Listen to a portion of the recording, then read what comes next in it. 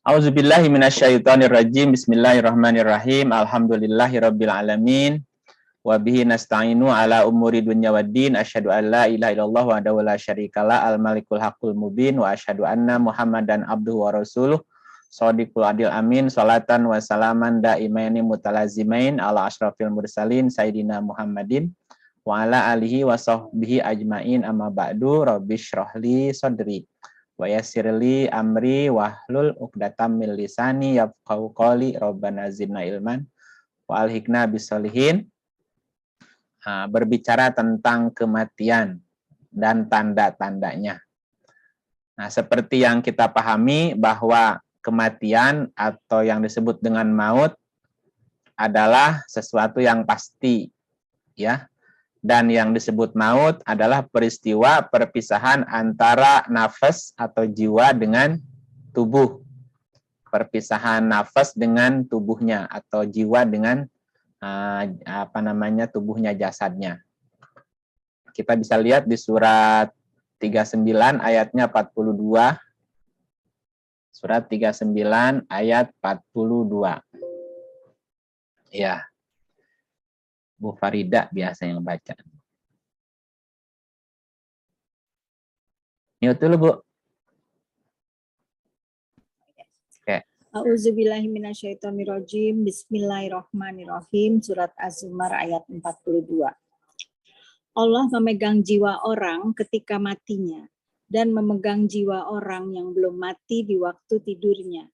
Maka dia tahanlah jiwa orang yang telah dia tetapkan kematiannya dan dia melepaskan jiwa yang lain sampai waktu yang ditetapkan. Sesungguhnya pada yang demikian itu terdapat tanda-tanda kekuasaan Allah bagi kaum yang berpikir. Oke, jadi Allah memegang jiwa. Allah memegang nafas, ya, jiwa, anfus. Allah memegang jiwa orang ketika matinya. Jadi mati itu ketika jiwa dipegang oleh Allah, berarti lepas dari tubuhnya. Dan memegang jiwa orang yang belum mati di waktu tidurnya. Jadi orang tidur pun diambil jiwanya, ruhnya masih ada. Maka ditahanlah jiwa orang yang telah ditetapkan kematiannya. Jadi jiwanya tidak balik lagi ke dalam tubuhnya. Dan dia melepaskan jiwa yang lain yang belum mati tadi sampai waktu yang ditentukan. Jadi yang disebut dengan maut, mautiha, maut adalah ketika jiwa terpisah dari tubuh. Ya, ketika jiwa terpisah dari tubuh dan nggak balik lagi gitu. Namanya maut. Nah, makanya setiap jiwa, setiap nafas akan merasakan maut. Merasakan maut artinya jiwa lepas dari tubuhnya. Suratnya 2135. Surat 2135. Auzubillahi minasyaitonirrajim. Bismillahirrahmanirrahim. Surat Anbiya ayat 35. Tiap-tiap yang berjiwa akan merasakan mati. Kami akan menguji kamu dengan keburukan dan kebaikan sebagai cobaan yang sebenar-benarnya. Dan hanya kepada kamilah kamu dikembalikan. Tiap-tiap yang berjiwa, kullu nafsin, setiap jiwa. Bukan yang berjiwa. Kullu nafsin, setiap nafas, setiap jiwa akan merasakan maut. Nah, maut berarti tadi ketika jiwa lepas dari tubuhnya. Dibaca lagi 29 ayatnya 57.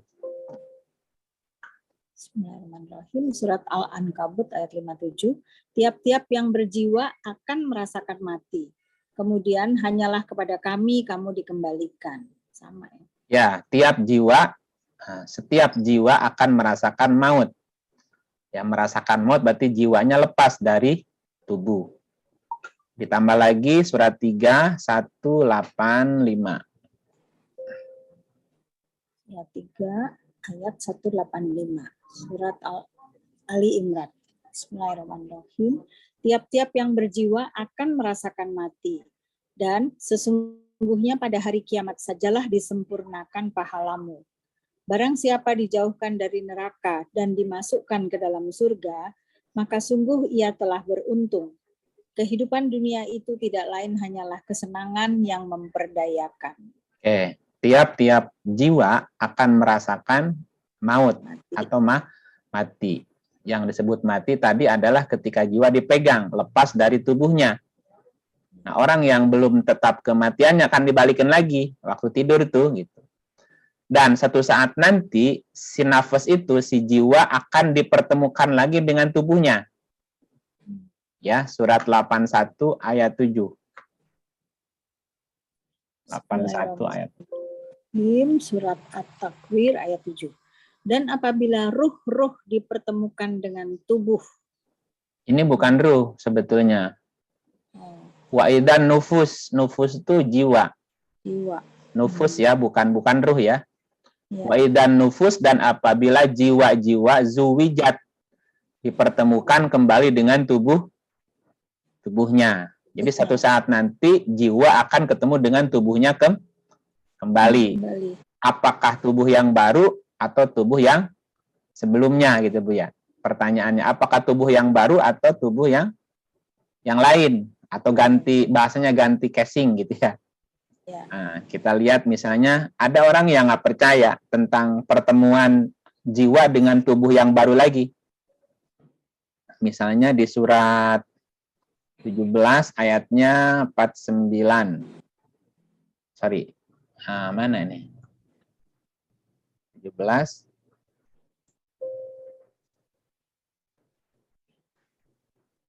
Bismillahirrahmanirrahim, surat Al-Isra ayat 49. Dan mereka berkata, apakah bila kami telah menjadi tulang belulang dan benda-benda yang hancur, apa benar-benarkah kami akan dibangkitkan kembali sebagai makhluk yang baru? Jadi ada orang yang mempertanyakan, ada orang yang ragu kalau udah mati akan dihidupkan kembali. Ya, apakah bila kami telah menjadi tulang belulang dan benda-benda yang hancur? Yang hancur kan tubuhnya ya. Ya. Apa benar-benarkah kami akan dibangkitkan kembali sebagai makhluk baru? Artinya bahwa jiwa satu saat nanti akan dipertemukan dengan tubuhnya lagi. Nah, apakah itu tubuh lama atau tubuh yang baru? Yang pasti itu jiwa akan kembali dihidupkan kembali gitu ya. Kalau bahasa lainnya yaitu reinkarnasi. Lahir kembali menjadi daging baru kan gitu. Nah, lahir di dalam daging yang baru gitu bahasanya. Nah, ini di surat 17. Nah, orang-orang yang meragukan tentang kebangkitan, coba lihat cerita berikutnya ayat 50-nya, Bu. Dan katakanlah, jadilah kamu sekalian batu atau besi. Jadi apa, Bu? Batu atau besi, bukan orang. Benda hidup apa benda mati? Mati. Benda mati. Karena dia ragu. Dia ragu akan dibangkitkan menjadi makhluk hidup lagi. Maka si jiwa tadi dijadikan gitu. Dijadikan tuh berarti dibangkitkan dalam wujud benda mati, Bu. Buat yang ragu ya. Yang ragu, yang nggak percaya gitu. Atau di surat ayat berikutnya. Atau suatu makhluk dari makhluk yang tidak mungkin hidup menurut pikiranmu. Maka mereka akan bertanya, siapa yang akan menghidupkan kami kembali? Katakanlah, yang telah menciptakan kamu pada kali yang pertama. Lalu mereka akan menggeleng-gelengkan kepala mereka kepadamu dan berkata, kapan itu akan terjadi? Katakanlah, mudah-mudahan waktu berbangkit itu dekat. Ya kan nggak jelas, Bu, kapan dia bangkitnya. Kalau udah jadi benda mati kan lama prosesnya. Oke, kita kembali ke kematiannya ya. Nah, bukan cerita kebangkitannya. Nanti cerita kebangkitannya. Ini masih cerita kematian. Bahwa kematian adalah sesuatu yang pasti, dan kematian itu adalah peristiwa ketika jiwa atau nafas terlepas, terpisah dari tubuhnya. Dan satu saat nanti si jiwa akan dipertemukan kembali dengan tubuh yang baru. Namanya kebangkitan. Ya, dibangkitkan hidup kembali. Nah, ada orang-orang yang ragu, tidak percaya adanya hari kebangkitan. Ya wis, kamu jadi batu aja ya gitu. Nah, kamu jadi batu aja kalau nggak percaya gitu. Nah, kita bicara selanjutnya tentang sebab-sebab kematian. Jadi kematian itu bisa terjadi karena beberapa sebab. atau karena sebab-sebab tertentu ya. Nah, salah satunya adalah ketika tubuh itu rusak secara menyeluruh. Jadi ketika tubuh itu rusak dan rusaknya itu fatal gitu, maka jiwa nggak kerasan di tubuh, maka dia akan keluar dari tubuhnya. Itu juga salah satu penyebab kematian. Rusaknya tubuh secara menyeluruh. Jadi rusaknya udah banyak gitu. Complicated gitu ya. Surah 6 ayatnya 61. 61. Bismillahirrahmanirrahim. Dan dialah yang mempunyai kekuasaan tertinggi di atas semua hambanya. Dan diutusnya kepadamu malaikat-malaikat penjaga, sehingga apabila datang kematian kepada salah seorang di antara kamu, ia diwafatkan oleh malaikat-malaikat kami, dan malaikat-malaikat kami itu tidak melalaikan kewajibannya. Ini ada malaikat ya. Ya. Dan dialah yang mempunyai kekuasaan tertinggi di atas semua hambanya. Wa yursilu alaikum hafadatan, dan diutusnya kepadamu malaikat-malaikat penjaga. Maknanya berarti tubuhnya masih sehat tuh. Jadi ketika tubuh masih sehat, molekul-molekulnya masih bagus, maka selama itu pula malaikat namanya menjaga. Malaikat menjagamu, menjaga tubuh kita jangan sampai rusak gitu kan. Makanya di setiap 40 hari itu ada pergantian sel dalam tubuh. Dan di setiap 4 bulan itu organ tubuh kita udah berganti sel semua. Dan di setiap 7 tahun semua sel tubuh kita berganti sel baru. Bu Farida sekarang usianya berapa, Bu? 70 dibagi 7 berapa? 10 ya? 10. Nah, berarti Bu Farida sudah mengalami pergantian tubuh 10 kali. Gitu. Iya. Karena sel yang sekarang itu berbeda dengan sel 7 tahun yang lalu. Udah tua, Mar. Udah 10 kali ganti casing. Gantinya ganti lebih Ya, cuman gantinya nggak kelihatan kan? Nah, makin cantik gitu. Oh, alhamdulillah. Iya, secara alamiah begitu. Setiap 40 hari ganti sel.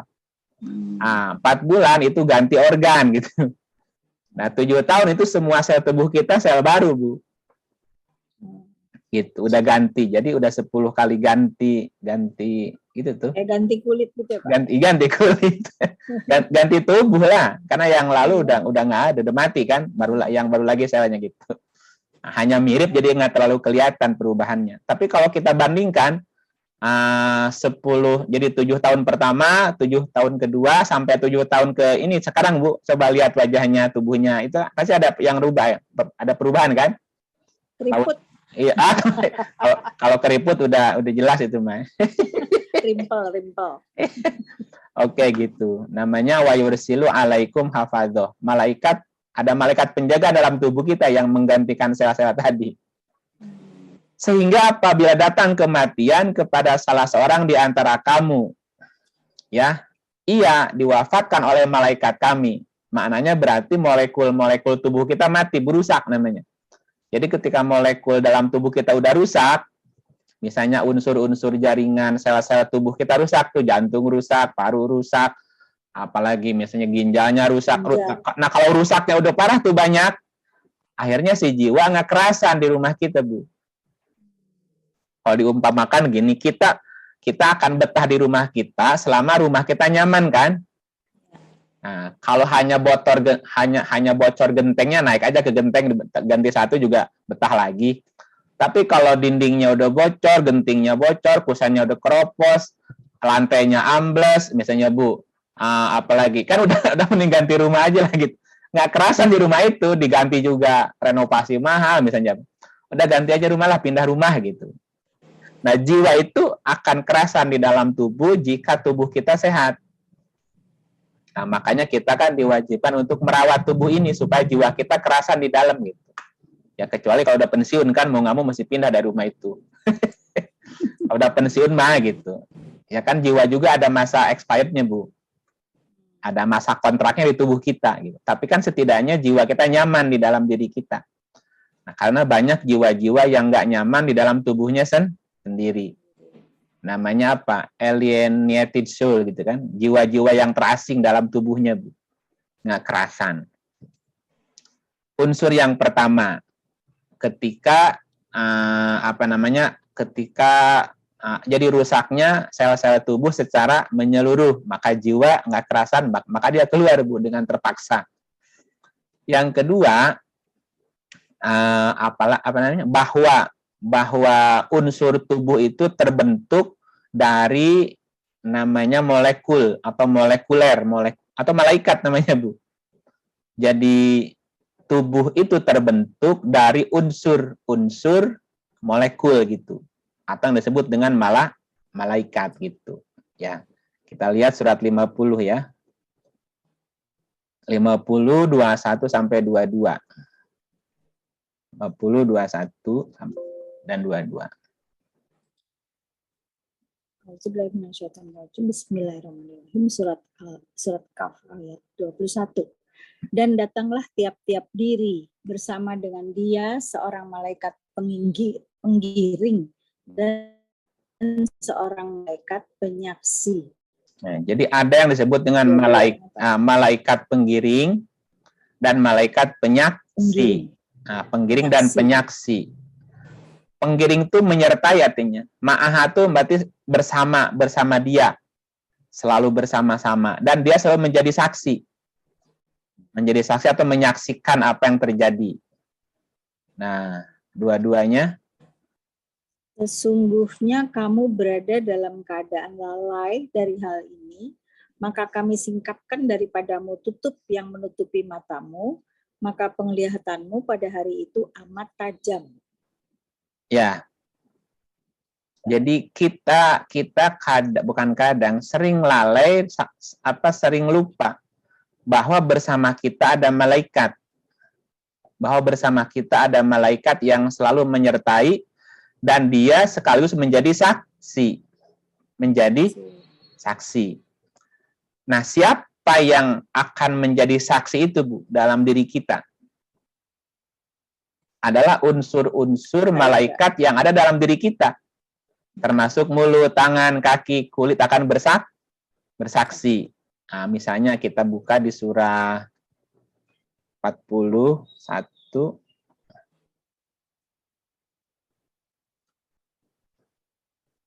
Nah, bentar. Sini dah, 20. Surat Fussilat ayat 20. Bismillahirrahmanirrahim. Sehingga apabila mereka sampai ke neraka, pendengaran, penglihatan, dan kulit mereka menjadi saksi terhadap mereka tentang apa yang telah mereka kerjakan. Pendengaran, penglihatan, dan kulit menjadi saksi. Saksi. Nah, yang bersaksi tadi disebut apa di ayat sebelumnya? Malaikat. Nah, berarti tangan kita, pendengaran kita, penglihatan kita, kulit kita, tubuh kita kan tersusun dari unsur malaikat. Ya. Dalam bentuk kulit, tangan, kaki, semuanya. Dan itu nanti akan bersaksi. Setiap molekul itu akan bersaksi, ya, terhadap kita kan, apa yang kita kerjakan. Kenapa? Karena mereka selalu mengiringi kita masalahnya. Jadi mereka ngerekam tuh. Jadi sel-sel dalam tubuh kita merekam, dalam DNA kita ada rekamannya itu. Dan nggak bisa hilang itu rekaman itu. Ya, jadi apa yang kita lakukan, apa yang kita kerjakan, itu rekamannya ada dalam diri kita. Terekam di mana? Di DNA. Yang bisa baca apa? RNA-nya, Bu. Nah, DNA kita itu kan mencatat apa yang kita lakukan. Jadi kalau kita ketemu ada mayat tergeletak, Bu, jangan mayat lah, tulang belulang aja ya. Kalau mayat kan masih bentar. Kalau tulang belulang kan diperkirakan udah tahunan matinya.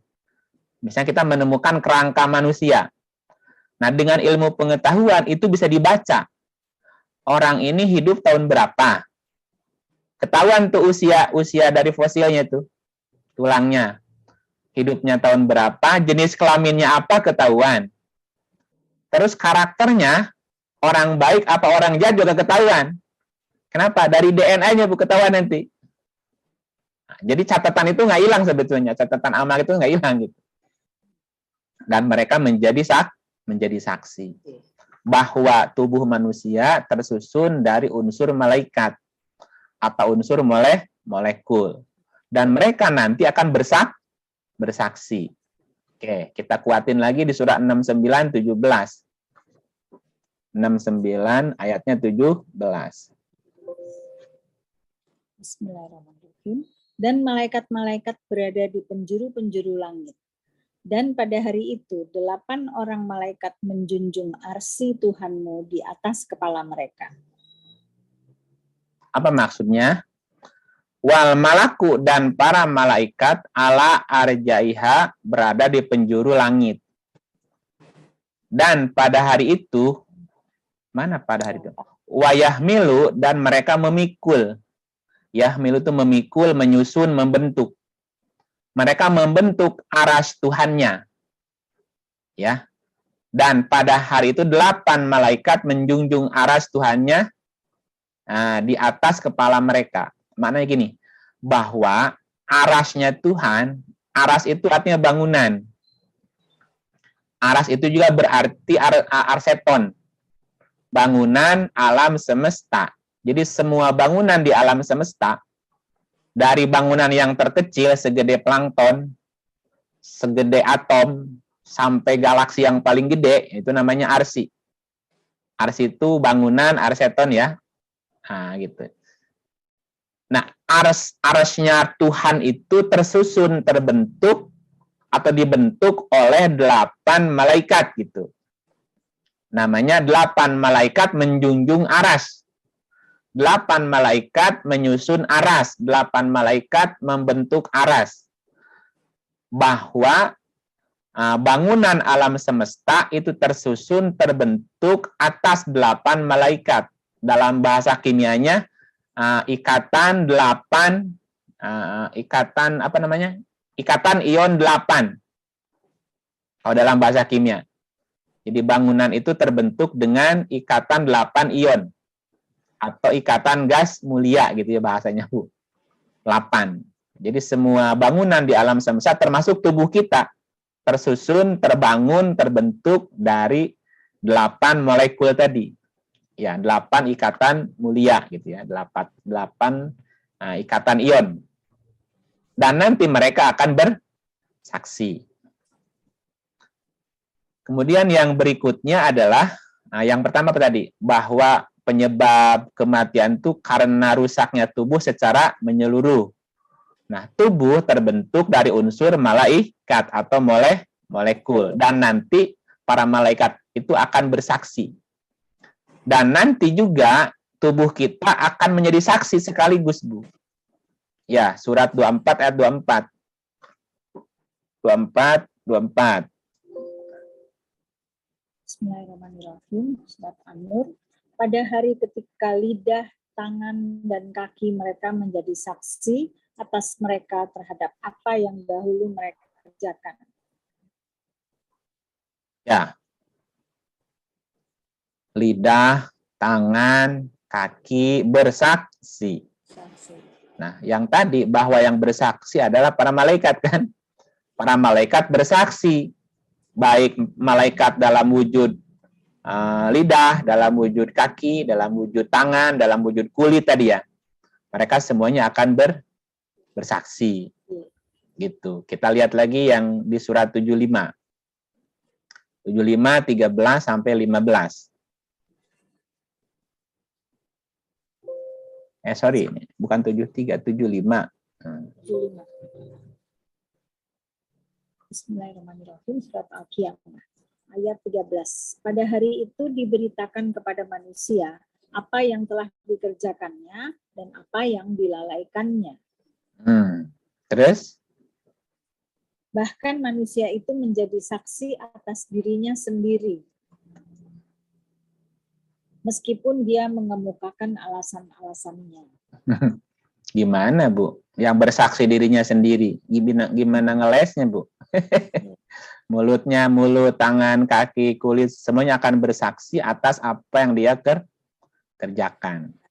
Nah, persaksian lidah, persaksian tangan, kaki, kulit, serta semua tubuhnya, itu dalam bahasa Quran menggunakan kata-kata natoko. Natoko. Jadi natik, mantik ya.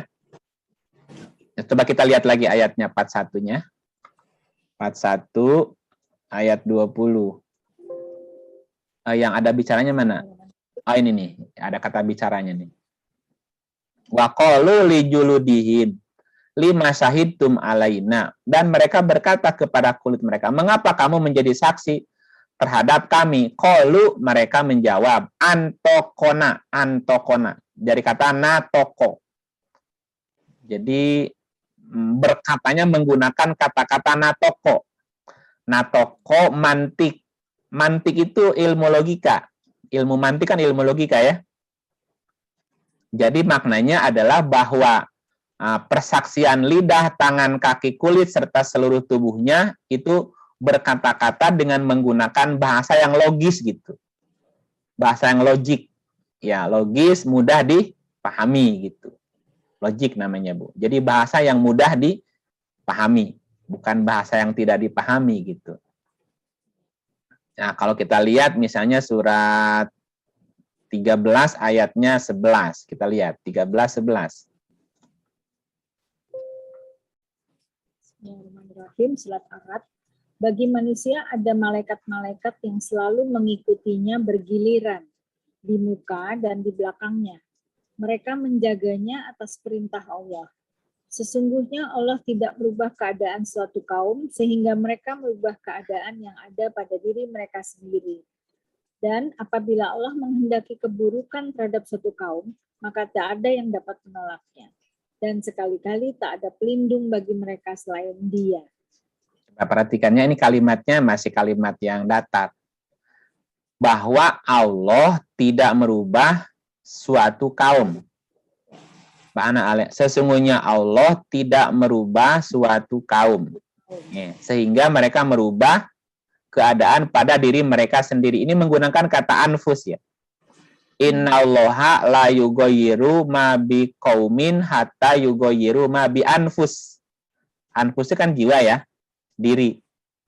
Allah tidak merubah keadaan suatu kaum sehingga mereka merubah keadaan yang ada pada jiwa mereka sendiri. Pada diri mereka sendiri. Jadi Allah tidak merubah suatu kaum kecuali mereka merubah dirinya sendiri. Dan ada kata-kata di sini di ayat sebelumnya, bagi manusia ada malaikat-malaikat. Nah, berarti manusia tersusun dari unsur molekul atau dari unsur malaikat. Tetap malaikatnya atau gantian, Bu? Gantian. Coba lihat ayatnya. Bagi manusia ada malaikat-malaikat yang selalu mengikutinya bergiliran ya. Kan gantian, Bu. Ya, jadi malaikat yang dalam tubuh kita enggak itu aja, gantian. Bergiliran. Ya, namanya bahasanya malaikat yang selalu bergiliran menjaga manusia. Bahasanya kan itu. Di muka dan di belakang mereka menjaganya atas perintah Allah. Nah, bagaimana bentuk penjagaan malaikat atas manusia? Karena ayatnya malaikatnya selalu mengikuti tapi bergiliran, baik di depan maupun di belakang.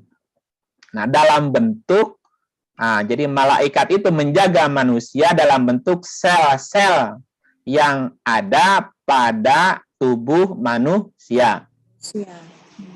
Nah, jadi dalam bentuk molekul, sel, jadi dan mereka gantian. Nah, pergantiannya itu setiap tadi 40 hari ganti sel. 120 hari itu ganti organ. Jadi usia sel dalam tubuh kita itu paling lama 120 hari, paling lama. Habis itu pasti sel baru. Nah, dalam bahasa Qur'annya malaikat mengikutinya bergiliran. Oh, ini sebetulnya sel tubuh ya, bukannya malaikat yang banyak. bukan malaikat bersayap, Bu, bukan. Sel-sel tubuh kita bergantian supaya tetap tumbuh lagi, tetap bertahan hidup gitu, Bu. Karena sel itu hanya 120 hari bertahannya. Nah, yang satu mati, ini muncul lagi, tumbuh lagi gitu, Bu. Mati, tumbuh, itu namanya malaikat-malaikat mengikutinya bergiliran gitu. Gantian. Kayak kulit ari ya, Pak Ip ya, Iya. di kulit kita terakhir kalau kita gosok-gosok kan suka muncul tuh. Iya, yang mati, yang rontok. Ya, mati kan, mati. Nanti muncul sel baru kan? Iya. Iya. Nah, itu bahasanya malaikat mengikutinya bergiliran. Karena mereka gantian, Bu, di dalam tubuh kita. Supaya tubuhnya tetap hidup selnya, gitu. Dan sel-sel itulah yang kemudian nanti akan bersaksi. Nah, ketika hari kebangkitan, gitu ya. Jadi membacanya bukan klinik lagi. Ini sebetulnya logik, Bu. Ayat ini tuh ilmiah dan logik sebetulnya sesuai dengan ilmu kimia. Gitu, nggak ada yang klinik sebetulnya. Nah, kalau kita lihat tadi bahwa pendengaran, penglihatan, kulit, semua tubuh kita akan berbicara menggunakan kata natoko. Natoko itu berarti logik, Bu. Jadi bicara berdasarkan logika. Mantik itu kan logik gitu ya. Nah, mungkin juga ada beberapa penyebab yang lain. Nah, sehingga ada orang yang malaikat mautnya diserahkan kepada dia, Bu. Contoh gini, kan tadi salah satu penyebab kematian ketika tubuh kita rusak. Ketika kerusakan tubuh kita itu total, Bu, maka jiwa ngekerasan lagi. Diumpamakan seperti Ibu punya rumah dinas, tapi rumah dinasnya kan rusak, Bu. Kan minta ganti rumah kan? Minta ganti rumah. Nah, itu namanya berarti mati sebelum waktunya habis. Gitu. Nah, ada tubuh yang sampai waktu kematiannya masih bagus, Bu. Ya, karena rumahnya dirawat. Tapi dengan sukarela, dia meninggalkan rumah itu. Karena tugas saya sudah selesai. Nah, ada orang yang kematiannya diserahkan kepada dia, Bu. Jadi bukan disuruh pergi sama petugas Satpol PP, enggak. Ya, ada orang kan udah waktunya keluar tapi masih betah di situ, Bu. Ya, Satpolnya datang tuh. Maaf, Bu, tugas Ibu sudah selesai. Jadi hak Ibu menempati rumah ini sudah selesai. Silakan Ibu sekarang keluar dari rumah ini. Kalau nggak mau, Nggak bisa. ya kan dipaksa, Bu. Nanti datang dari pengadilan. Ini bukan hak kita lagi, misalnya gitu. Kalau Tapi katanya ada yang dicabutnya sakit, tuh gimana yang kayak merontak-rontak gitu? Itu iya, yang tadi waktunya udah habis, Bu. Dia nggak mau keluar. Akhirnya dia diusir dari rumah itu, bahasanya. Tapi kalau kita udah tahu bahwa sebetulnya tugas kita sudah selesai, maka kita akan pamitan dengan baik-baik. Dipersilahkan Ibu kapan saja meninggalkan rumah ini, suka-suka Ibu kapan dah gitu. Yang penting Ibu enaknya gimana gitu. Nah, ada orang yang kematiannya diserahkan ke dia, Bu. Malaikat nggak mau nyabut nyawa kita. Jadi kita yang melepaskan nyawa sendiri, Bu, bahasanya. Seperti kita melepas baju dengan sukarela. Nah, melepasnya dengan sukarela ada. Nah, kita lihat misalnya di 32 ayat 11. 32:11 ya. Bismillahirrahmanirrahim. Katakanlah, malaikat maut yang diserahi untuk mencabut nyawamu akan mematikan kamu. Kemudian hanya kepada Tuhanmu lah kamu akan dikembalikan. Malaikat maut yang diserahi untuk mencabut nyawa akan mematikan kamu. Kemudian hanya kepada Tuhanmu lah kamu kembali. Ini menggunakan kata wukila. Wukila itu diwakilkan, Bu. Jadi ada malaikat yang diserahi untuk mencabut nyawa. Nah, ada malaikat yang menyerahkan kematiannya kepada dia. Ya, gimana? Jadi dia sendiri yang melepaskan nyawanya sendiri. Nah, cuma ilmu itu udah susah dicari sekarang, Bu. Namanya ilmu husnul khotimah. Iya ada ilmu melepas nyawanya sendiri. Ya mungkin ya dia siap-siap mau lepas nyawanya, bersiap-siap. Jadi dalam keadaan siap lah gitu, bukan dalam keadaan ngedadak, enggak. Iya. Ada kan didoain kan semoga meninggalnya dalam keadaan husnul khotimah gitu kan. Husnul khotimah itu sebetulnya ilmu, Bu. Tata cara meninggal dengan sukses, dengan selamat gitu, Bu. Nah, itu ada caranya. Ya. Jarang begitu Pak ya. Ya, orang-orang tua dulu kita juga banyak yang kematiannya tahu, Bu. Iya. Siap ngumpulin anaknya dulu, pesen dulu, habis itu tiduran, udah lewat. Iya. Kadang-kadang dia bilang, Betul. dia juga suka bilang, nggak lama lagi, misalnya ayah atau bunda atau bapak mau pulang nih. Pulang. Iya. Nah, benar-benar mati gitu. Jadi mereka sudah siap mati itu, Bu. Itu namanya Dipersiapkan. husnul khotimah ya. Nah, itulah husnul khotimah itu orang udah tahu kapan mati dan dia siap-siap matinya dalam keadaan baik gitu. Jadi kalau kita Kang bilang Iip. semoga wafat dalam husnul khotimah, ya nggak mungkin dong ya. Orang Ya dia kalau nggak diusahain mah semoga ibu lulus ujiannya enggak, Bu, gimana, Bu? Enggak kan kita ngucapinnya setelah dia mati. Ya makanya Itu sekarang Kang Iip, ya kan katanya ada tanda 40 hari sebelumnya begini, ini begini sampai 24 jam sebelumnya Ya, nah itu ubun-ubun gitu, benar. berdenyut gitu. ya Itu gimana tuh Kang Iip? Benar ya nggak tuh? nanti belum masuk ke situ, belum Iya tuh Oh Pak ya itu. udah, oke. Udah. belum Oke, belum nyimak masuk ke lagi. situ. Nah, belum masuk ke situ. Lanjut. Ya, jadi ada Baik. malaikat. Ya. Waktu ayah saya meninggal ya, Mm-mm. beliau udah menidurkan dirinya menghadap kiblat, terus tangannya udah kayak sedekap gitu, terus meninggal. Dia udah siap berarti. Tapi nggak pamit-pamit, Ya, nggak pamit-pamit, tapi udah dalam kondisi kayak gitu aja. ya kondisi siap lah paling tidak. Tapi ada pesan-pesan sebelumnya nggak sebelum meninggal? Karena cuma berdoa sama ibu saya nggak tinggal di situ, adik saya juga nggak di situ. Oh, biasanya orang itu suka pesan-pesan dulu tuh, ketemu siapa dulu gitu, bilang aja. Ada kode biasanya tuh. Iya. Iya. Oke, Orang nanti tua kita. dulu. Orang sekarang nggak ada ya Pak? Kayak gitu. Ada. Oh masih ada. Masih ada, Bu. Nah, lanjut dulu. Jadi malaikat maut, ada malaikat maut yang diserahi untuk mencabutnya nyawa. Nah, kadang-kadang kita lalai dari itu, Bu. Makanya kita harus waspada. Waspadanya gimana? Yang pertama nih. Jadi bisa jadi terjadi penyakit. Jadi gini, malaikat itu mencabut nyawa karena tubuh kita sakit. Ya. Nah, sakitnya parah ya mati jadinya, Bu. Nah, penyakit itu di dalam Al-Qur'an kebanyakan itu karena faktor makanan. Ya, jadi salah satu penyebab kematian adalah kerusakan tubuh atau yang disebut dengan penyakit kan.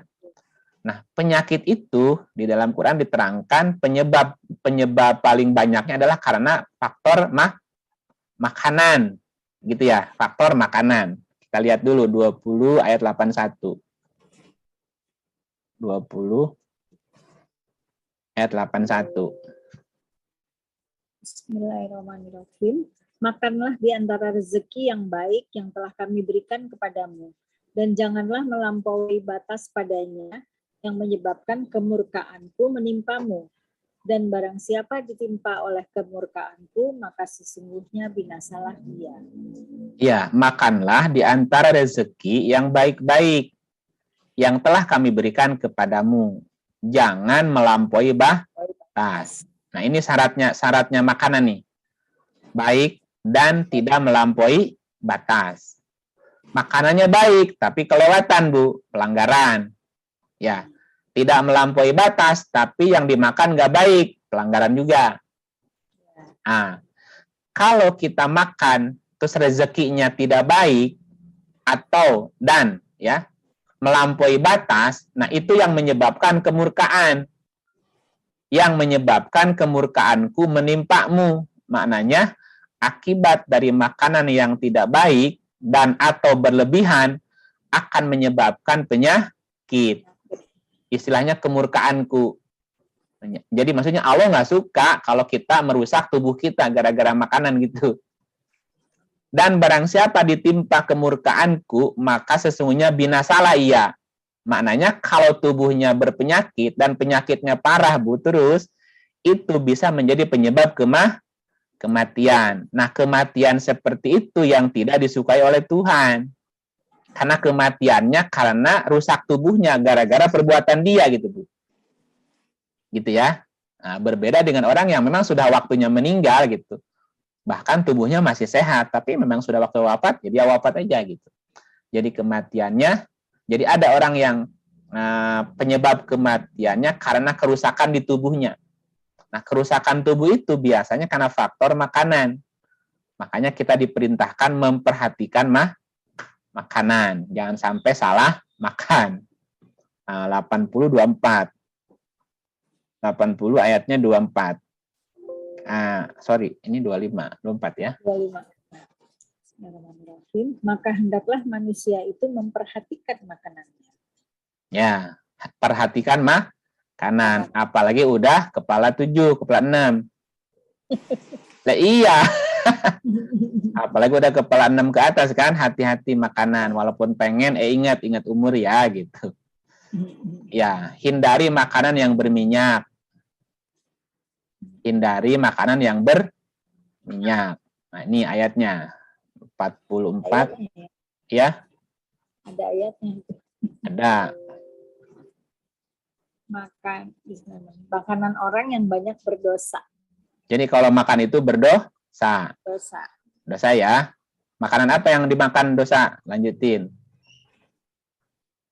Ia sebagai kotoran minyak yang mendidih di dalam perut.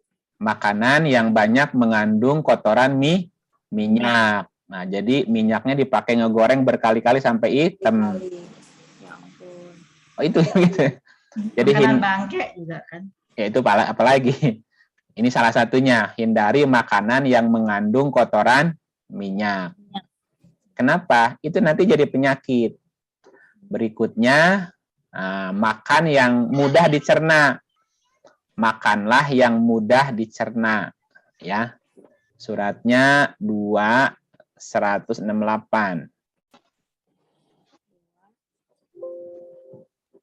Bismillahirrahmanirrahim. Hai sekalian manusia, makanlah yang halal lagi baik dari apa yang terdapat di bumi, dan janganlah kamu mengikuti langkah-langkah setan.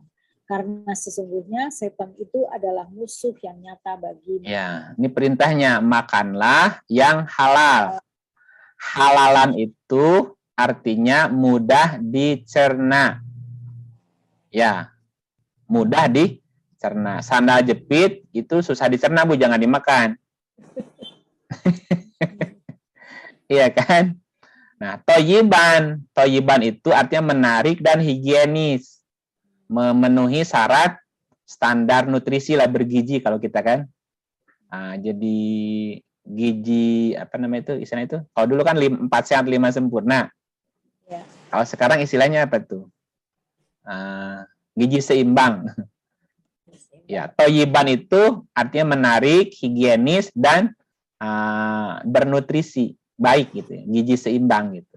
Halalan toyiban, dan tidak boleh berlebihan. Kalau kelebihan, Bu, kelebihan gula, masalah nggak? Masalah. Kelebihan lemak? Masalah. Kelebihan kolesterol? Iya, apapun yang berlebihan itu jadi penyakit. Makanya ayatnya jangan berlebih. Kita kan butuh mineral. Kalau kelebihan butuh apa namanya? Butuh lemak. Kelebihan masalah, butuh gula, kelebihan masalah. Makanya ayatnya jangan berlebihan. Supaya nggak berlebihan kan cek. Check up kan. Semuanya apa yang lebih nih? Udah dikurangin, yang kurang tambahin gitu bahasa. 7:31. 7:31. Bismillahirrahmanirrahim. Hai anak Adam, pakailah pakaianmu yang indah di setiap memasuki masjid. Makan dan minumlah, dan janganlah berlebih-lebihan. Sesungguhnya Allah tidak menyukai orang-orang yang berlebih-lebihan. Nah, jadi makanlah yang halalan, mudah dicerna, toyiban, menarik, higienis, dan gizi seimbang, dan tidak lebih, tidak berlebihan. Hindari makanan yang mengandung kotoran minyak. Hindari makanan yang mengandung bangkai, darah. Ya, 16.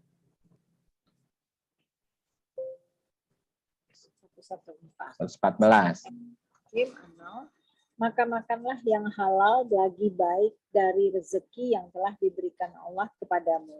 Dan syukurilah nikmat Allah jika kamu hanya kepadanya saja menyembah. Kalau kita menyembah Allah, perintahnya makan apa, Bu? Makan yang halal dari rezeki. Halalan thayyiban. Artinya kalau kita memakan makanan yang tidak halal, tidak thayyib, apalagi berlebihan, berarti kita tidak menyembah Allah. Ya. Ya. Nah, ini makanan yang dihindari berikutnya. Sesungguhnya Allah hanya mengharamkan atasmu memakan bangkai, darah, daging babi, dan apa yang disembelih dengan menyebut nama selain Allah. Tetapi barang siapa yang terpaksa memakannya dengan tidak menganiaya dan tidak pula melampaui batas, maka sesungguhnya Allah Maha Pengampun lagi Maha Penyayang. Ya, ini juga yang dihindari. Nah, bangkai, darah, daging khinzir dihindari, yang disembelih tidak menyebut nama Allah juga dihindari. Nah, karena keteledoran kita lah, maka kita ditimpa musibah kiamat atau kematian, padahal masih ada waktu sebetulnya gitu ya. Nah, yang berikutnya juga berkaitan dengan emosional. Emosi, Bu. Emosi juga, ya kalau orang tidak terkendali emosinya juga bisa masalah buat dirinya tuh. Ya. Semuanya bisa bubar gara-gara emosi. Emosional itu berkaitan dengan banyak hal, termasuk berpaling dari kebenaran. Berpaling dari kebenaran, menyimpang dari kebenaran, meninggalkan kebenaran gitu ya. Itu juga emosi yang tidak baik. Surah 4 ayat 27. 4:27. 27. Bismillahirrahmanirrahim. Surat An-Nisa ayat 27. Dan Allah telah menerima taubatmu, sedang orang-orang yang mengikuti hawa nafsunya bermaksud supaya kamu berpaling sejauh-jauhnya dari kebenaran. Ya, jadi berpaling dari kebenaran juga emosi yang negatif nih. Juga bisa menyebabkan penyakit. Termasuk menyimpang dari kebenaran atau berpaling dari kebenaran, itu juga emosi negatif yang juga nanti efeknya ke tubuh kita juga, Bu. Nah, kalau jiwanya sakit nanti juga ke tubuhnya jadi nggak enak tuh. Kalau kita stres, itu kan yang kena dampak lambung. Kena emah ya, Bu ya? Ya. Stres, lambung kena. Marah-marah, darah naik. Kan gitu ya. Kalau ibu tidak berkasih sayang, jantung, koroner kena, atau kena liver. Itu nanti efek karena antara jiwa dan tubuh ini nanti connect, Bu. Ya. Kalau kita suka memicingkan mata, memandang rendah, nanti pandangannya kabur, nanti pandangannya terganggu gitu. Banyak tuh. Terlalu keras berpikir, migrain gitu. Iya, banyak ngomong, biasanya tenggorokannya masalah tuh. Karena semua perilaku nanti berkaitan dengan fisik nanti, connect sebetulnya. Jadi emosi juga mesti dikendalikan. Jangan berpaling dari kebenaran, jangan jauh dari kebenaran, harus jujur dengan dirinya lah bahasanya. Jangan mengikuti hawa nafsu. Nah, mengikuti hawa nafsu itu juga nanti faktor menjadi tubuhnya jadi nggak nyaman. Nah, kita lanjut tentang kematian lagi. Nah, di dalam Al-Quran kita dianjurkan kalau mau mati minimal dalam keadaan muslim ya. Jadi kalau kita mau mati minimal dalam keadaan muslim, dalam keadaan berserah diri. Ibu bayangkan kalau orang mati tidak berserah diri, Bu. Matinya kepaksa atau matinya dipaksa gimana? Ya kan nggak nyaman ya. Tapi kalau berserah diri kan, ya udah silahkan, nah, udah waktunya mati ya matilah gitu. Jadi minimal kita mati dalam keadaan muslim, dalam keadaan berserah diri. Surat 3, 102 ya.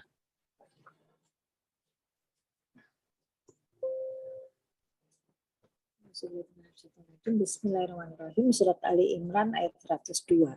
Hai orang-orang yang beriman, bertakwalah kepada Allah sebenar-benar takwa kepadanya.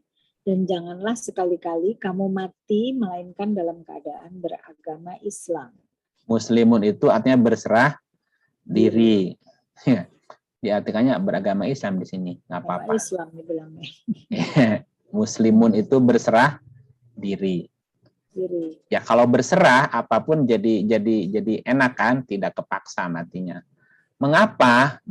Pertanyaan. Mengapa kita mati minimal dalam keadaan muslim, dalam keadaan berserah diri? Diri. Karena orang muslim itu Bu, orang yang udah tahu hukum sebab akibat, sudah tahu ketetapan Tuhan, makanya dia terima. Ya, karena yang disebut muslim adalah ketika dia mengikuti petunjuk Tuhan, mengikuti Quran. Kalau Quran bilang setiap jiwa pasti mati ya, nanti proses matinya begini-begini ya, penyebabnya banyak. Dia kalau udah ngerti dia akan muslimun. Muslim itu berarti berserah, nerima Bu. Karena sudah paham ketentuannya gitu. Nah, ini kriteria muslimnya. Surat 16:8-9. 16:8-9. Bismillahirrahmanirrahim. Dan ingatlah akan hari ketika kami bangkitkan pada tiap-tiap umat seorang saksi atas mereka dari mereka sendiri, dan kami datangkan kamu, Muhammad, menjadi saksi atas seluruh umat manusia. Dan kami turunkan kepadamu Alkitab, Al-Quran, untuk menjelaskan segala sesuatu dan petunjuk serta rahmat dan kabar gembira bagi orang-orang yang berserah diri. Nah, ini cocok nih artinya. Muslimin. Busro lil muslimin. Muslimin itu orang-orang yang berserah diri. Kenapa dia orang berserah diri? Karena sudah tahu ketetapan. Coba lihat kalimatnya. Dan kami turunkan kepadamu kitab Al-Quran. Menjelaskan segala sesuatu. Dan petunjuk serta rahmat bagi orang yang berserah diri. Jadi orang yang berserah diri adalah orang yang sudah paham petunjuknya Bu, paham Quran bahasanya lah. Nah, di dalam Quran dijelaskan nggak tentang makanan? Jelasin. Diterangkan nggak sebab-sebab orang kena mati? Diterangkan nggak apa yang terjadi setelah mati? Nah, karena dia paham, ya berserah diri gitu loh Bu. Nah, kalau dia nggak paham kenapa mati, habis mati gimana, kenapa harus mati, kan itu nanti jadi bimbang, tidak lagi berserah diri gitu kan.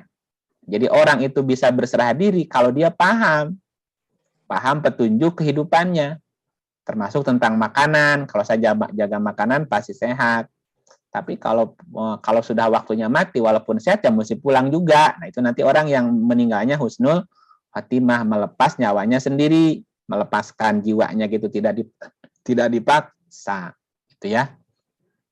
Nah, karena Allah telah memberikan ukuran-ukuran dalam setiap benda yang disebut dengan sistem. Jadi Allah sudah membuat sistem, membuat ukuran, menentukan kadar setiap benda, kadar setiap makhluk. Semuanya ada kadarnya gitu. Ada masa aktifnya, ada masa kadaluarsanya, ada masa habisnya gitu. Semuanya sudah ada ketetapannya. Nah, kita lihat 13 ayat 8. Bismillahirrahmanirrahim. Surat Ar-Ra'd ayat 8. Allah mengetahui apa yang dikandung oleh setiap perempuan dan kandungan rahim yang kurang sempurna dan yang bertambah. Dan segala sesuatu pada sisinya ada ukurannya. Oke, dan segala sesuatu di sisinya ada ukuran. Termasuk tadi, coba kalimat awal. Allah mengetahui apa yang dikandung oleh setiap wanita, setiap perempuan. Dan kandungan rahim yang kurang sempurna dan yang bertambah. Wa ma tagidul arham wa ma tazdad. Ya kan, janin di dalam rahim itu kan tidak tetap, dia kan berubah Bu. Dari mulai saripati, segumpal darah menjadi segumpal daging, Dari segumpal daging nanti berubah menjadi menjadi tulang belulang kan? Tulang belulang dibungkus daging. Nah, ada yang sempurna kejadiannya, Bu. Ada yang sempurna dan ada yang tidak sempurna. Nah, sempurna dan tidak sempurnanya itu berkaitan dengan hukum sebab akibat. Kenapa? Segala sesuatu ada ukurannya di situ. Misalnya gini, kalau seorang ibu sedang mengandung, Bu, mengandung janin di dalam rahimnya. Makannya sembarangan, ngerokok, suka minum alkohol, misalnya. Secara makanannya nggak sehat. Pengaruh nggak ke janinnya, Bu? Pengaruh. Ngerokok tidak, minum alkohol tidak. Tapi pikirannya selalu stres. Stres, depresi, marah-marah, kecewa. Ngaruh nggak ke janin, Bu? Ngaruh juga. Nah, gitu. Jadi, apa yang terjadi di dalam rahim, perkembangannya juga pengaruh. Ada pengaruh dari luar juga, gitu.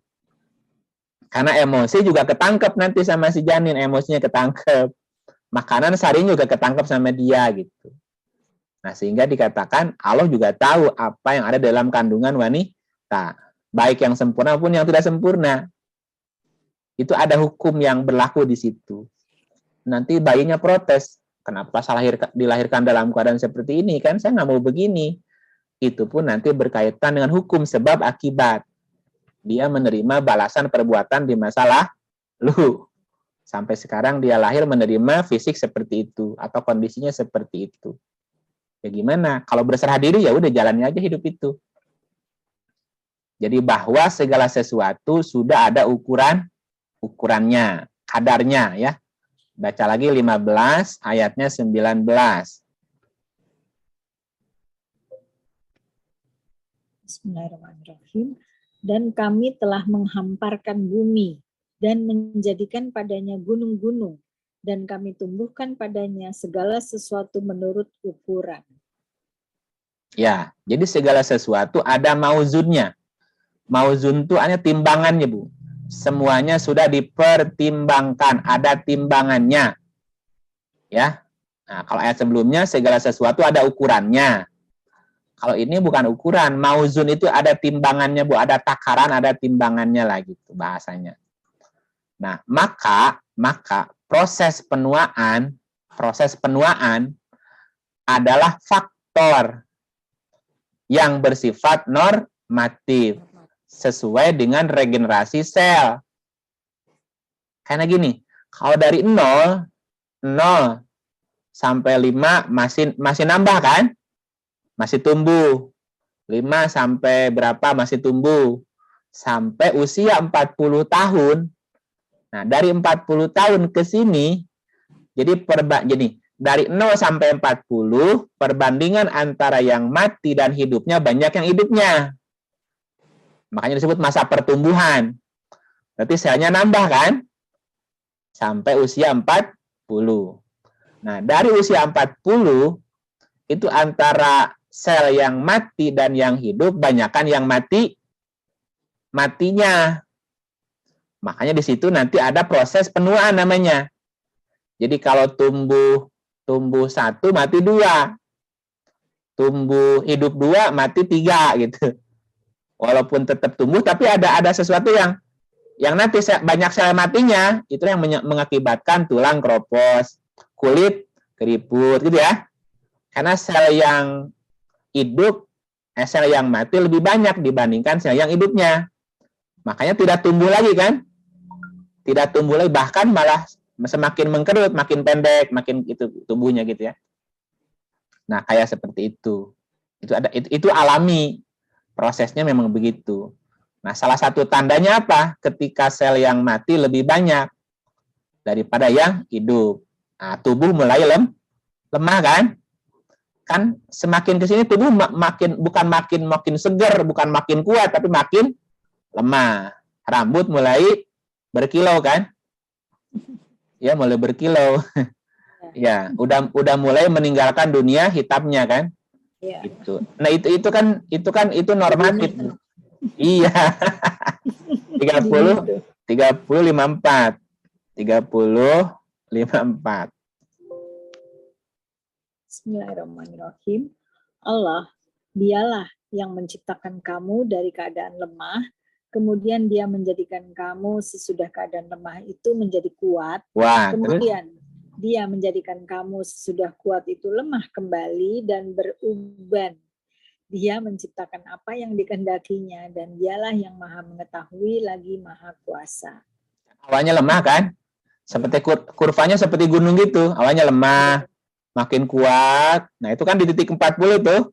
40. Nah, itu mulai turun lagi menuju ke lemah gitu. Kurvanya turun lagi gitu. Nah, dia ya itu kan alami. Ya. Nah, jadi lemah dan beruban. Uban disebut juga di Quran. Betul, Iya. ubannya Dini itu.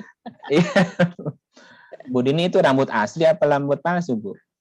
Asli. Asli putih Asli, apa emang asli putih apa asli uban, Bu? Asli Asli uban. uban.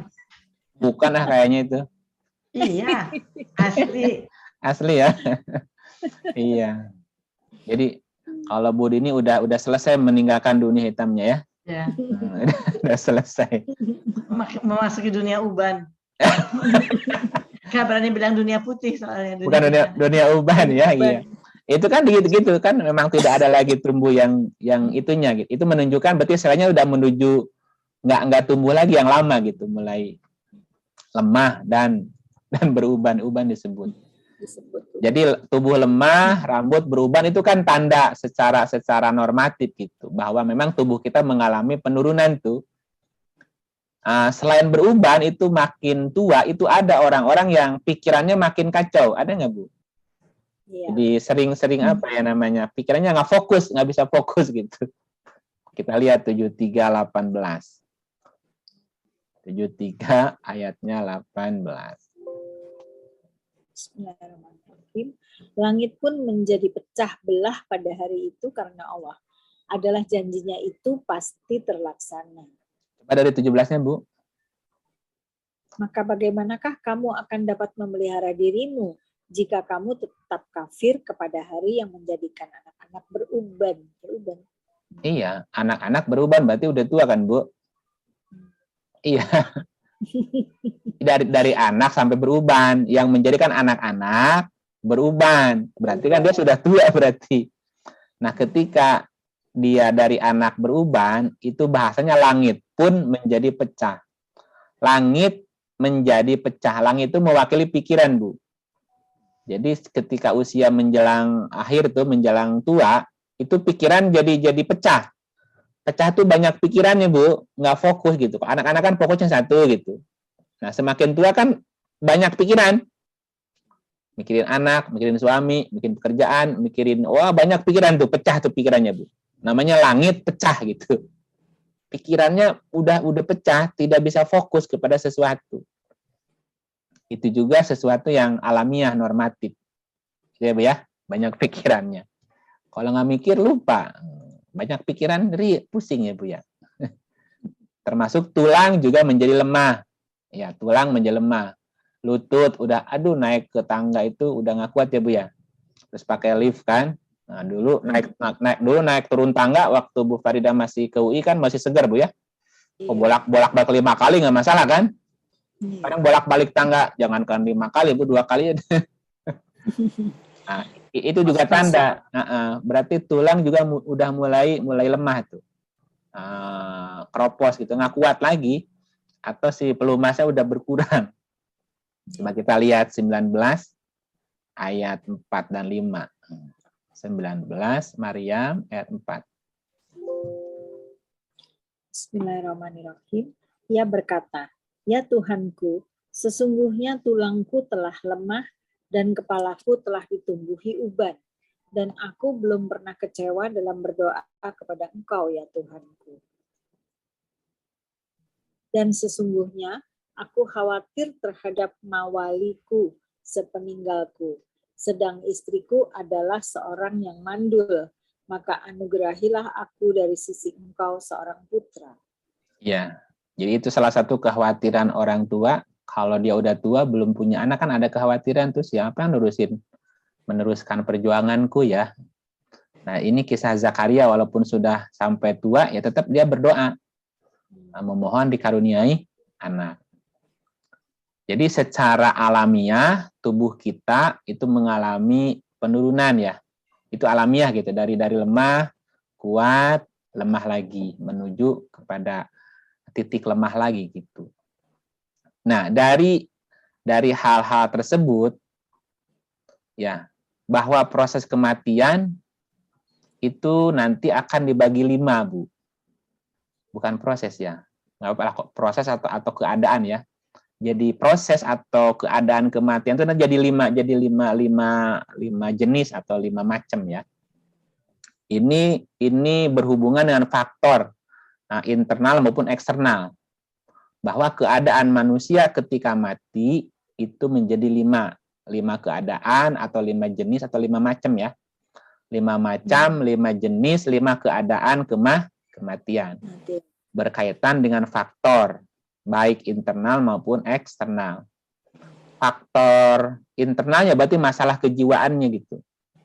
Internalnya kan faktor dari luarnya tuh. Nah, yang pertama ada orang yang ketika datang kematian jiwanya masih amarah. Masih amarah. Nah, ini yang repot nih, matinya jiwanya amarah, Bu. Kita lihat dulu yang jiwa amarah 12:53.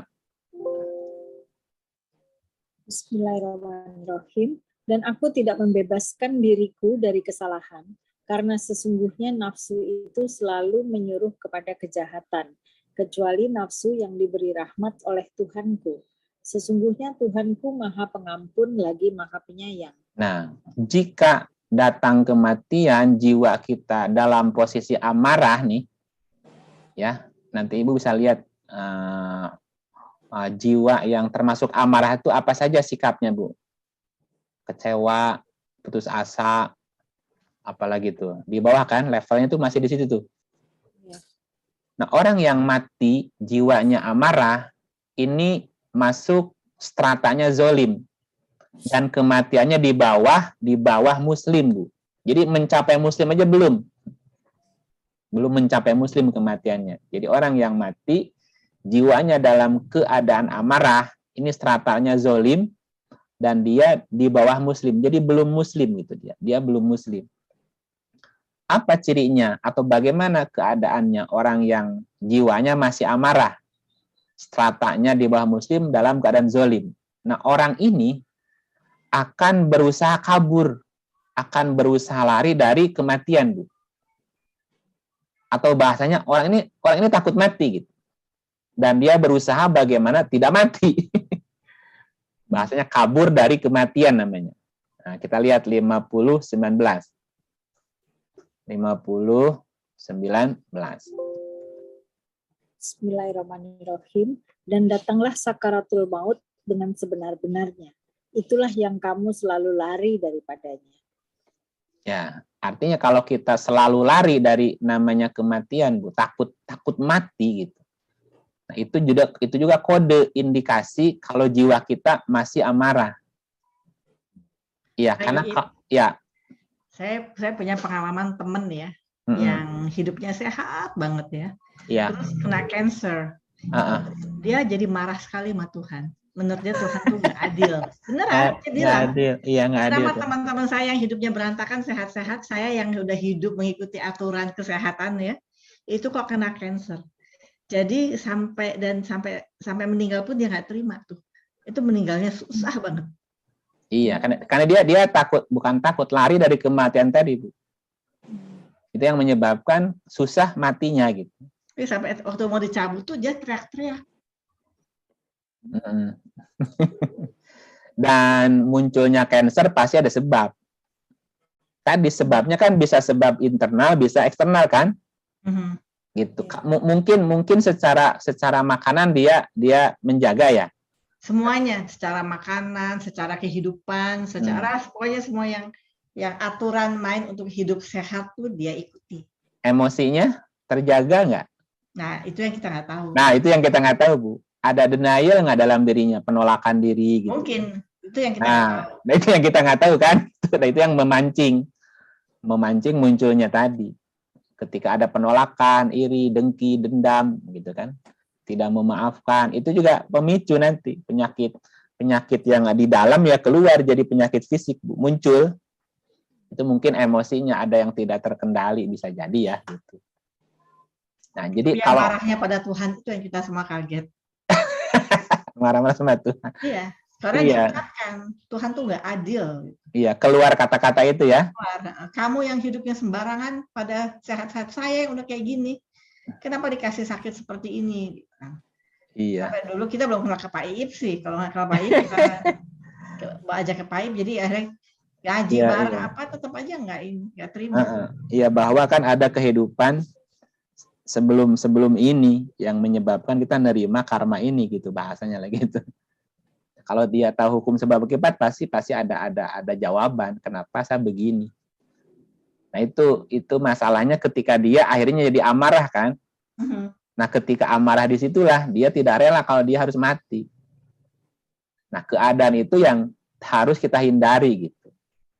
Nah, ketika mati jangan sampai jiwa kita sedang amarah gitu. Apalagi maki-maki Tuhan gitu. Maki Tuhan. Oke, lanjut ya. Nah, orang ini tandanya nanti dia akan berusaha lari dari kematian.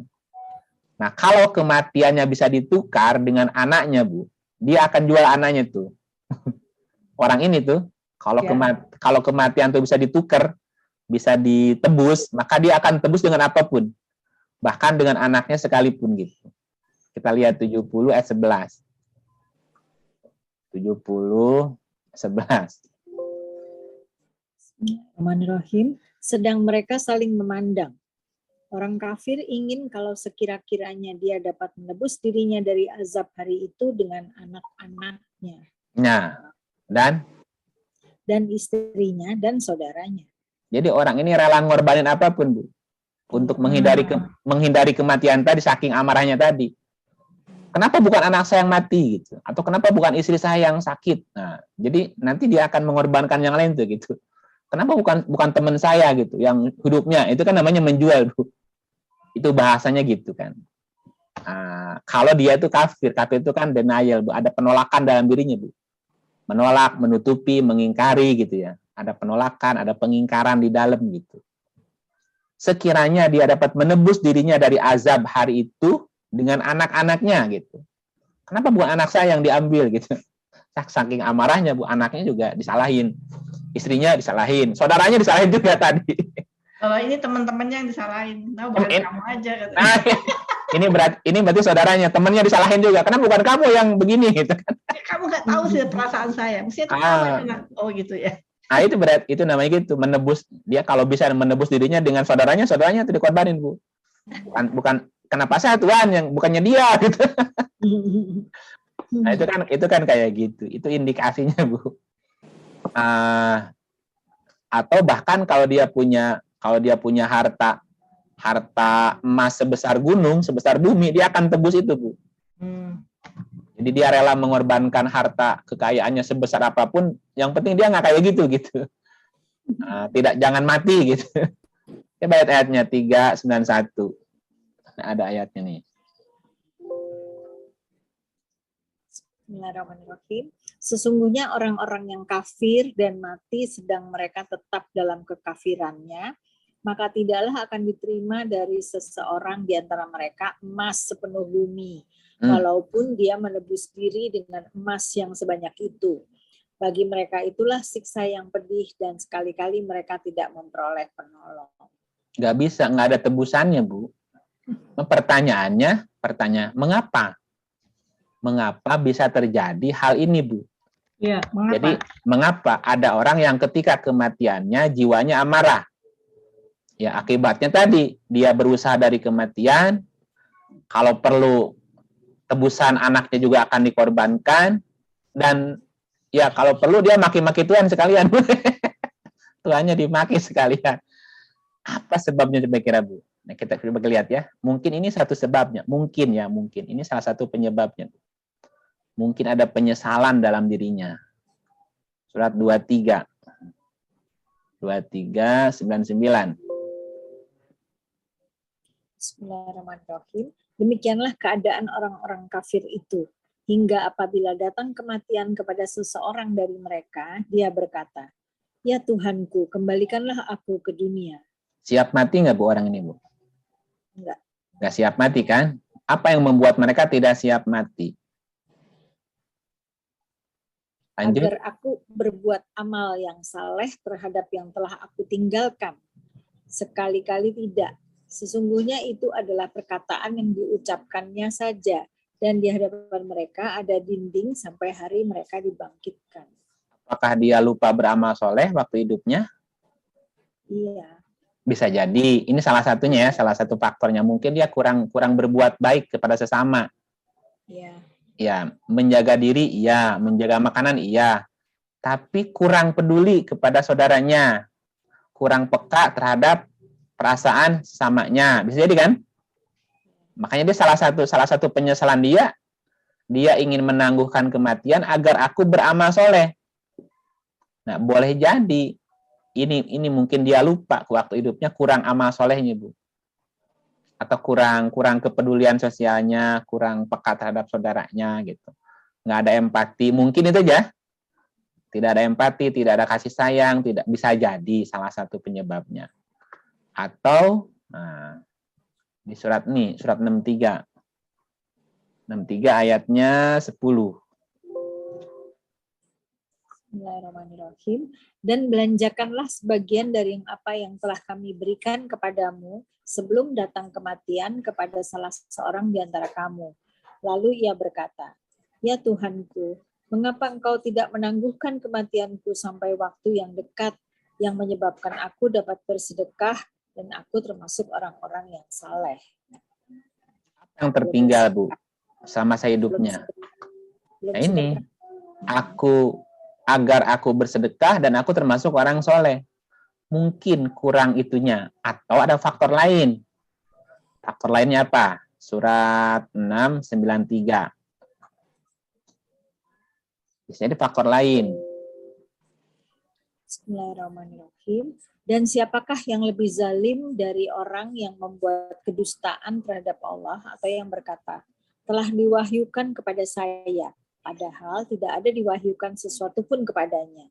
Dan orang yang berkata, "Saya akan menurunkan seperti apa yang diturunkan Allah." Alangkah dahsyatnya sekiranya kamu melihat di waktu orang-orang yang zalim berada dalam tekanan-tekanan sakaratul maut, sedang para malaikat memukul dengan tangannya sambil berkata, "Keluarkanlah nyawamu. Di hari ini kamu dibalas dengan siksaan yang sangat menghinakan, karena kamu selalu mengatakan terhadap Allah perkataan yang tidak benar, dan karena kamu selalu menyombongkan diri terhadap ayat-ayatnya." Bohong ya Pak ya? Berarti kan kematiannya tidak nyaman ini Bu. Bahasanya penyakitnya. Iya karena bohong. Iya suka berbohong. Siapakah yang lebih zalim daripada orang membuat kedustaan? Kedustaan terhadap Allah. Membuat kedustaan terhadap Allah berarti dia mengada-ada kenyataan Bu. Mengingkari kenyataan. Allah itu kan juga berarti kenyataan. Dia mendustakan kenyataan. Atau mengada-ada sebuah kenyataan, padahal nggak nyata, dia ada sama dia, gitu. Bisa jadi. Telah diwahyukan kepadaku, padahal tidak ada wahyu kepadanya. Atau orang berkata akan menurunkan seperti apa yang diturunkan oleh Allah. Jadi ini orang mengingkari kenyataan, Bu. Suka mengingkari kenyataan, mengada-adakan sebuah kenyataan, gitu. Namanya mendustakan Allah, gitu. Mendustakan Allah. Ada penolakan dalam dirinya. Mengingkari kenyataan, menolak kenyataan juga sama gitu. Bisa jadi ini. Nah, orang yang seperti ini kematiannya mengerikan gitu. Bahasanya matinya itu kasar, dicabut malaikatnya kasar gitu. 79 ayat 1. Ayat 1. Bismillahirrahmanirrahim. Demi malaikat-malaikat yang mencabut nyawa dengan keras. Jadi kalau orang yang jiwanya amarah, maka kematiannya keras. Kematiannya tadi tidak nyaman lah, bahasanya mengerikan gitu. Alangkah ngerinya sekiranya kamu melihat gitu. Dan orang ini itu sudah tahu kalau dia akan menghadapi masa-masa sulit, Bu, setelah kematiannya tadi. Karena udah tahu. Kenapa? Tiap diri tahu apa yang dikerjakannya. Setiap diri itu tahu apa yang dikerjakannya. Gitu ya. Nah, kita lihat misalnya di surat 17, 13.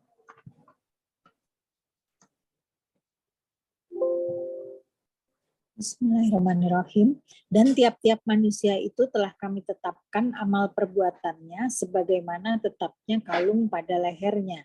Dan kami keluarkan baginya pada hari kiamat sebuah kitab yang dijumpainya terbuka. Lagi? Satu lagi, Bu. Baik. Dan jadi Baik. sudah ditetapkan amal perbuatannya. Ya, setiap orang udah tahu amal dia apa sebelumnya, Bu. Makanya bacalah kitabmu kan itu. Baca tuh kitabmu. Nah, dari situ kan dia tahu kalau catatannya baik atau cukuplah dirimu sendiri. ya.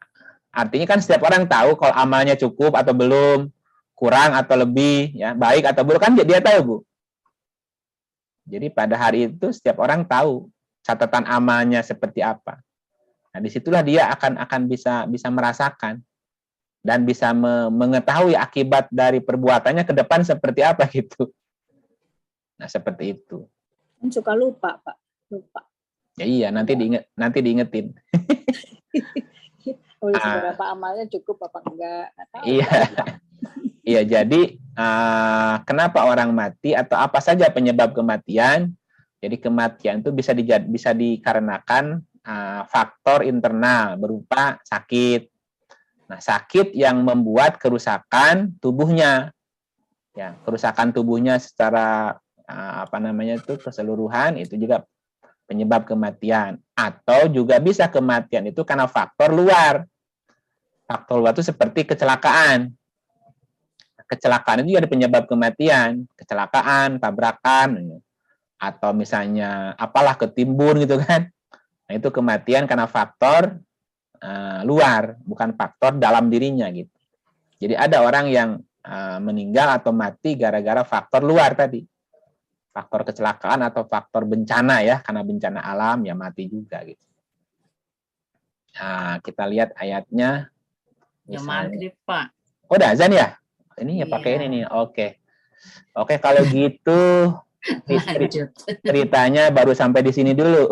Iya. Nah, Jadi ada pertanyaannya disimpan ya Pak buat bingung gitu. Oh, disimpan. Kita baru cerita 5 keadaan orang ketika mati. Ada orang mati jiwanya amarah. Nah, orang yang mati jiwanya amarah matinya di bawah strata muslim. Dan orang ini pasti akan berusaha lari dari kematian. Kalau kematiannya bisa ditebus, maka dia akan tebus kematian itu sekalipun dengan anaknya, istrinya, saudaranya gitu. Ya. Dan mereka kematiannya itu dicabut nyawanya keras, Bu, dan pasti itu menyakitkan kematiannya gitu. Tidak dalam keadaan tidak rela. Nah, jadi penyebab kematian bisa jadi faktor internal karena penyakit yang membuat tubuhnya rusak sehingga jiwanya keluar, atau faktor internal tadi karena faktor benturan, kecelakaan, bencana juga bisa menjadi penyebab kematian. Yang pada akhirnya si jiwanya dipaksa keluar dari badannya. Ada yang dipaksa keluar atau terpaksa harus keluar karena badannya rusak kan? Gitu. Nah, seperti itulah. Nah, orang ini nanti itu kalau udah mati masuknya ke kubur pasti. Jadi masuknya nanti pasti ke alam kubur gitu. Nanti kan ada kubur, ada makom, Bu. Beda nanti kondisinya. Nah, gitu. Nah, itu ya. Sementara Bapak Ibu terima kasih sudah bisa gabung hari ini. Mohon maaf belum bisa tuntas karena ini mesti bersambung lagi ya. Terima kasih. Assalamualaikum warahmatullahi wabarakatuh. Waalaikumsalam warahmatullahi wabarakatuh. Terima kasih Pak